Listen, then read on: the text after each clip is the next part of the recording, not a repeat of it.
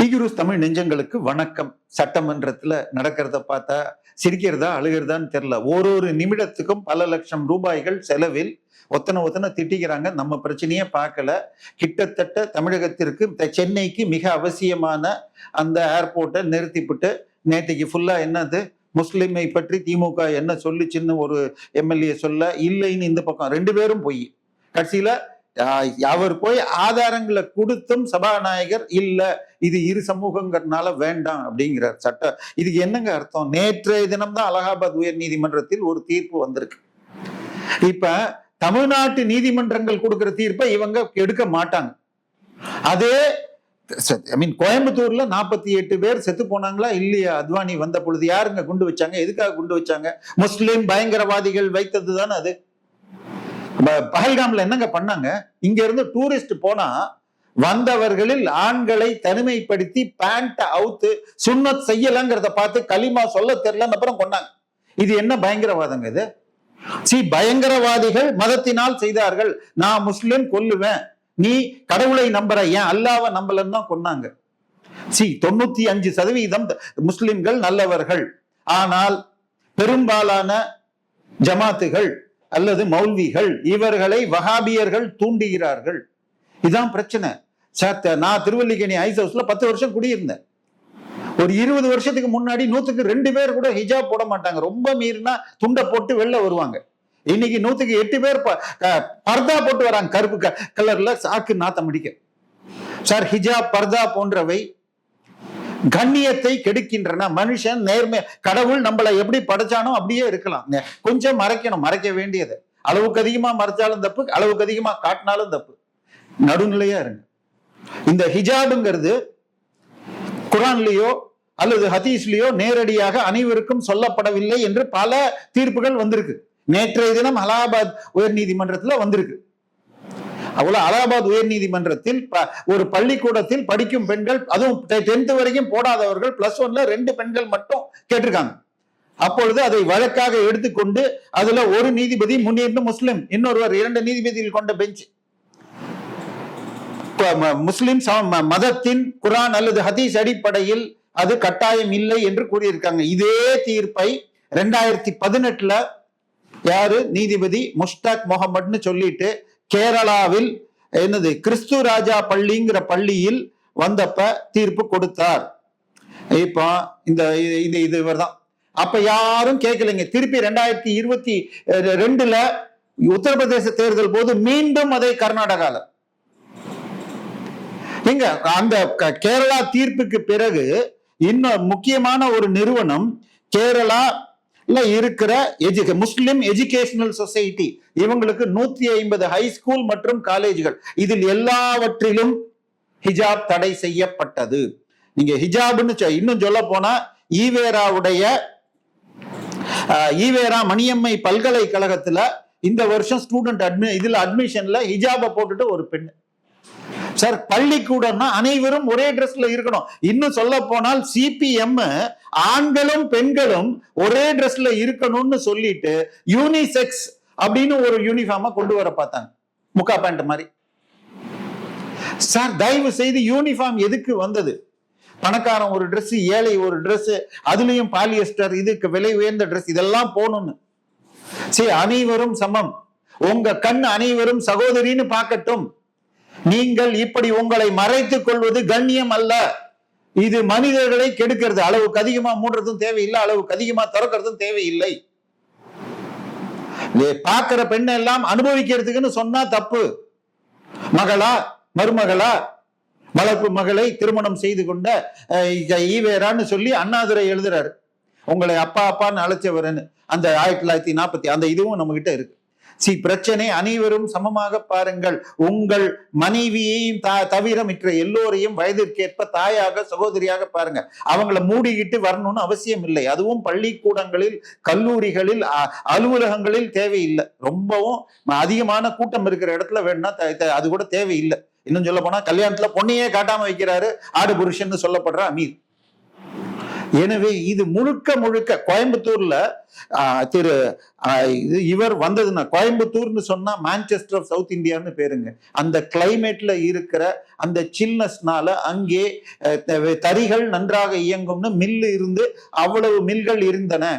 இன்னைக்கு அதெல்லாம் வெளியில போயிடுச்சு. அதை தாண்டி ஃபவுண்டரி, பம்ப் செட், இது எல்லாம் 98 முஸ்லிம் பயங்கரவாதிகள் 48 பேர் கொலைக்கும் 200 பேர் அங்கஹீனம் படுறதுக்கும் காரணமாக இருந்த வெடிகுண்டினால் இன்று வரை கோயம்புத்தூர் ரெக்கவர் ஆகல. இன்னைக்கு ஐடி மற்ற துறைகள் வந்திருக்கலாம், ஆனால் ஒரிஜினல் அந்த இண்டஸ்ட்ரியல் பேஸ் டிஸ்டர்ப் ஆயிடுச்சு. இன்னைக்கு வரைக்கும் மீட்க முடியல. இன்னைக்கு பம்ப் செட்டுக்கு பூனாக்கும் ஷோலாப்பூருக்கும் போயிருக்கு. சோ இதுக்கெல்லாம் காரணம் கோயம்புத்தூர்ல குண்டு வச்சது யாரு? கோயம்புத்தூர்ல 1998 வச்சு நீதிமன்றத்தில் தண்டனை பெற்றவர்களில் அந்த பாஷாவுடைய தம்பி மகன் தான் 2023 தீபாவளிக்கு முன்னாடி கோட்டை ஈஸ்வரன் கோயில்ல கார்ல மனித வெடிகுண்டாக செத்தான். அவனை கூட குக்கர் குண்டுன்னு நீங்க சொல்லுவீங்க. அதே மாதிரி வில்சன் சொல்லிட்டு இவர் அதுக்கு ஒரு எஸ்ஐ செக் போஸ்ட்ல நிறுத்தினார்னு சொல்லிட்டு கொல்லப்பட்டார். அதே எஸ்டிபிஐ கேம் ராமலிங்கம்னு சொல்லி கும்பகோணம் பக்கத்துல, ஐயா நீங்க குல்லா போட்டுக்கிட்டு வந்து மதம் மாத்துறீங்க, நாங்க விபூதி கொடுத்தா வைப்பீங்களான்னு கேட்டதுக்காக தமிழனாக வாழ விடாமல் கொன்றார்கள். கோயம்புத்தூர் குண்டா இருக்கட்டும், மங்களூர் குண்டா உடுப்பியா இருக்கட்டும், ராமேஸ்வரம் கெஃபே பெங்களூரா இருக்கட்டும், எல்லாம் ஒரே முஸ்லிம் பயங்கரவாதம், ஒரு குறிப்பிட்ட வஹாபியம் எஸ்டிபிஐ கனெக்டட். உருவ வழிபாடுங்கிறது கடவுளை அற்புதமாக வழிபடுவது. உலகத்தில் இருக்கிற எல்லா மதத்தின் தொன்மங்களும் மனித கற்பனை தான். அதுல வரலாறும் கொஞ்சம் கொஞ்சம் இதுவும் சேர்ந்துதான் இருக்கும்.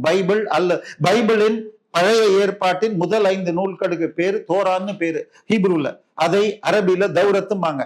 அதில் உள்ள கதைகளை அப்படியே தழுவி எழுதியதுதான் அரேபிய குரான். அந்த தோராலேயோ அல்லது தௌரத்திலேயோ யாவே அல்லது கர்த்தர் எனப்படும் என்பவர் செய்ததாக கூறப்படும் அத்தனையும் கட்டுக்கதைன்னு தொல்லியல் 100% நிரூபித்து விட்டது. நான் சொல்லல, பைபிள் அன்னியர்த்தர். இஸ்ரேலின் தொல்லியல் இயக்குனர் இஸ்ரேல் ஃபின்கில்சன் எழுதிய தி பைபிள் அன்னியர்த்தர். பைபிள் தெய்வ கதாபாத்திரமான யாவே கர்த்தர் அல்லது அல்லாஹ் பாபிலோன் அல்லது இன்றைய ஈராக்கில் வாழ்ந்த ஆபிரகாம் என்பவரை அழைத்து வந்தார். பின்பு அவருடைய பேரன்களை எகிப்தில் இருந்து மீட்டு வந்தார். அதன் பிறகு யுதேயா, இஸ்ரேல் என நாடுகள் வளர்ந்து அழிந்தன. இவை எல்லாமே மனித கற்பனை கட்டுக்கதை, வளமான கட்டு. இதை நான் சொல்லலைங்க, முழுக்க முழுக்க verbatim. The great saga that contained in the Bible, that God called Abraham from Babylon and his deliverance of his people from Egypt and rise and fall of kingdoms of Judea and Israel are all not divine revelations. இவை எந்த மனிதனுக்கும் நபி அல்லது தீர்க்கதரிசி என்ற பெயரில் தெய்வத்தால் கொடுக்கப்படவில்லை. But fruitful product of human imagination. Bible அல்லது குரான் என்பவை மனித கற்பனை கட்டுக்கதைகள். மனிதனால் படைக்கப்பட்ட கதையை வச்சுக்கிட்டு இங்க இருக்கிற வழிபாட்டை குறை சொல்ல யாருக்கும் உரிமை இல்லை.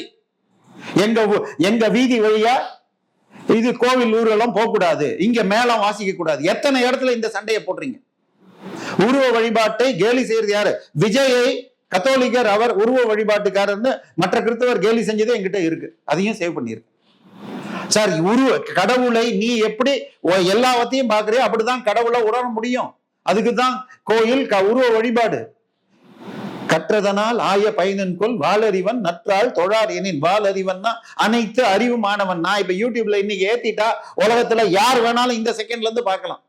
இந்த அறிவு நமக்கு ஒரு 10 வருஷத்துக்கு முன்னாடி கிடையாது. ஆனா உலகத்துல அத்தனை ரேஸும் முதலே கடவுளுக்கு தெரியும், கடவுள் படைச்சிட்டார். அதனால்தான் வாள் அறிவன். நீ படிச்ச கல்வியின் பயனே அவன் திருவடிகளை பற்றி கொள்வது. கடவுளை உருவமாக இன்னும் சொல்றார், கோளில் பொறியில் பயமிலவே என் குணத்தான் தாளை வணங்கார் தலை. எண்ணற்ற குணங்களை உடைய அந்த இறைவனின் திருவடிகளை உன் தலையால் வணங்காவிட்டால் உன் தலையில இருக்கிற 5 பொறிகள், கண், காது, மூக்கு, வாயு, இதெல்லாம் பயனே இல்லை. நமக்கு தான் கண்ணு, காது, மூக்கு இல்லை. பொம்மைக்கும் உண்டு, ஆனா பொம்மைக்கு காது கேட்காது, கண்ணு தெரியாது. எனவே உருவ வழிபாட்டை கேலி செய்ய யாருக்கும் உரிமை இல்லை. கடவுள் விக்கிரகங்கள் மனிதன் உருவாக்கினான் என்று நீங்கள் பேசினால் குரானும் பைபிளும் மனித கற்பனையில் உருவான கட்டுக்கதை. இதை நான் சொல்லல, தொல்லியல் நிரூபித்து விட்டது. இஸ்ரேல் தொல்லியல் துறை சொல்கிறது. யாருமே உங்களை சொல்லல, நீங்க உங்க வழிபாட்டை செய்யுங்கள். திருப்பரங்குன்றத்துல யார் ஒருவரும் இன்றைக்கு உள்ளவர்கள் அந்த சிக்கந்தர் தர்கா, அந்த சிக்கந்தருக்கு கோரிபாளையத்துல இருக்கிற தர்காக்குள்ளதான் அவருடைய கல்லறை இருக்கிறது. நீ இன்னைக்கும் தமிழ்நாடு டூரிஸ்ட் வெப்சைட்டுக்கு சொல்லுது. அப்புறம் எப்படிங்க இங்க வந்துச்சு ஒரே ஆளுக்கு ரெண்டு கோரின்னு சொன்னாலே இறந்தவர்கள் புதைக்கும் இடம்னு அர்த்தம். அந்த சிக்கந்தரை பத்தி கேட்டா இன்னும் கொடுமையா இருக்கு. அவருக்கு முன்னால் இருந்தவர் தமிழ்நாட்டுல இதுல மாத்திரம் 12,000 தமிழ் வைணவர்களை கொன்று கொள்ளையெடுத்து சென்றவர். ஸ்ரீரங்கத்துல மதுரை மீனாட்சி அம்மன் கோயிலில் மூலவர் விக்கிரகத்தை உடைத்து கொள்ளையடித்து 10,000 கிலோ கொள்ளையடிச்சுட்டு போனவங்க. சிதம்பரம் கோயிலின் மூலவருக்கு தொந்தரவு கொடுக்க அங்கிருந்து உற்சவரை கொண்டு போய் இதுல வச்சிருந்தாங்க கன்னியாகுமரியில. சோ இது செங்கோட்டை கிட்ட இது மாதிரி ஒரு 30 வருஷம் அவங்க ஆட்சியில், அதன் பிறகு நாயக்க ஆட்சியில் காப்பாத்தி இன்னைக்கு இருக்கிற எவ்வளவு கொலைகள், எத்தனை 3000 கோயில்கள் இன்றைக்கு தர்காவாக மாறி இருக்குன்னு இது ஆய்வு புத்தகங்கள். இதெல்லாம் யாருமே கேட்கல, 3 தான் கேட்டிருக்காங்க. ஒன்னு ஆல்ரெடி வந்தாச்சு, அயோத்தி, இன்னும் காசியும் மதுராவும் விரைவில் மாறக்கூடும், மக்கள் பேசியோ. அதை விட்டுட்டு இன்னைக்கு தூண்டிக்கிட்டே இருக்கீங்களே.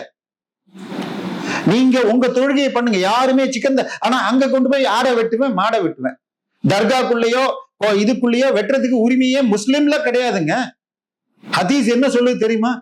முகமது நபி அவர்கள் ஒரு முறை செல்லும் பொழுது வழியில இருந்த ஒரு தோட்டத்தில் பூண்டு வெங்காய செடியை புடுங்கி சாப்பிட்டாங்களாம் பச்சையா.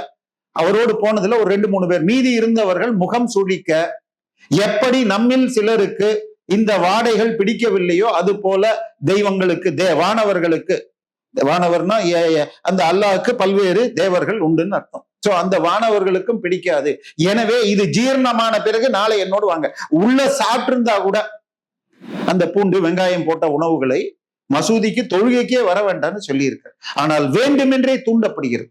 நேற்றைய தினம் சட்டமன்றத்தில் நடந்த சம்பவம், தமிழ்நாட்டுல நடந்துள்ள கொலை சம்பவங்களை பற்றி பேசும்பொழுது திமுக முஸ்லிம் பயங்கரவாதின்னு சொல்லி இருக்காங்களா. இதை வச்சுட்டு அழுது டிராமா போட்டு சார். கோயம்புத்தூர் கொலை நடந்ததா இல்லையாங்க? 48 பேர் செத்தாங்களா இல்லையா? தயவு செய்து அடிப்படைவாதத்துக்கு போகாதீங்க. மனிதன் என்பவன் வளர்ச்சி, அறிவு, இன்னைக்கு எத்தனை யாராவது நம்மளால மொபைல் இல்லாம இருக்க முடியுமா?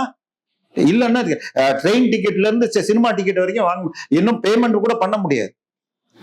இதையெல்லாம் பயன்படுத்துவீங்க. ஆனால் உடை மற்ற விஷயத்தில் பெண்களை அடிமைப்படுத்தி வைப்பீங்க. ஆப்கானிஸ்தான்ல 10 வயசு கீழே மேல எந்த பெண்களும் படிக்க முடியாதுன்னு பண்ணி வச்சிருக்காங்க. அது தாலிபானிசத்தை இன்னைக்கு வஹாபியம் கொண்டு வர பார்க்கிறது.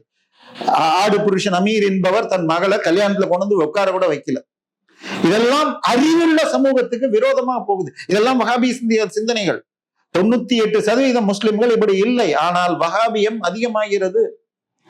சோ நேற்றைய தீர்ப்பு ஒரு பக்கம் அலகாபாத்ல, இது 2018 கேரளாவில் வந்த தீர்ப்பு முஸ்லிம் நீதிபதி கொடுத்ததை உறுதி செய்கிறது. எனவே இந்த இன்னும் சொல்ல போனா ஈவேராவுடைய ஓசிச்சோறு வீரமணின்னு முத்துவேல் கருணாநிதி அழகிரி மகன் சொன்ன அந்த வீரமணி நடத்தும் தஞ்சாவூர்ல இருக்கிற ஈவேரா மணியம்மை இதுல அட்மிஷன் நோட்டீஸ்ல ஹிஜாப் போட்டு பெண்கள், இவை எல்லாம் நீக்கணும். அடிப்படைவாதம், பயங்கரவாதம் போகணும். தவறு செய்தவர்களை கண்டிங்க. இன்னைக்கு வரைக்கும் திருப்பரங்குன்றத்துல ஹைகோர்ட் தீர்ப்பை நிறைவேற்றுவதற்கு எதுக்குறீங்க? ஏன் சார்? இதுல நம்ம வீக்களத்தூர்னு சொல்லிட்டு கோயில் இருக்கிற வீதியில தேர் ஊர்வலத்தை முஸ்லிம்கள் வழக்கு போட்டு தடுத்துட்டு இருக்காங்க. ஏன் சார்? தயவு செய்து அடிப்படைவாதம் போக வேண்டும். நேற்றைக்கு சட்டமன்ற தீர்ப்பா பேச்சாக இருக்கட்டும், கடைசி வரைக்கும் கடைசியில அலோவ் பண்ணல, அவரும் அழுதுட்டு முடிச்சிட்டாரு. அங்க அலகாபாத் உயர் நீதிமன்ற தீர்ப்பு, இது ரெண்டுமே மக்களுக்கு ஒரு பாடமாக இருக்க வேண்டும். மக்கள் இதை ஏற்றுக்கொண்டு அடிப்படைவாதத்திலிருந்து விலக வேண்டும். மதம் என்பது நமக்கு சட்டையாக இருக்க வேண்டும். அறிவு பூர்வமாக பார்க்கணும். எல்லா மதங்களிலும் நம்பிக்கைகள் இருக்கும். நம்பிக்கைனா ரெண்டும் கலந்துதான் இருக்கும். மூட நம்பிக்கை, மெய் நம்பிக்கை. ஒரு மதத்தை இழிவு செய்வதோ இன்னொரு மதத்தை புகழ்வதோ அவசியம் இல்லை. சோ இது ஒரு பாடம். அனைவரும் மீண்டும் சந்திப்போம். நன்றி, வணக்கம்.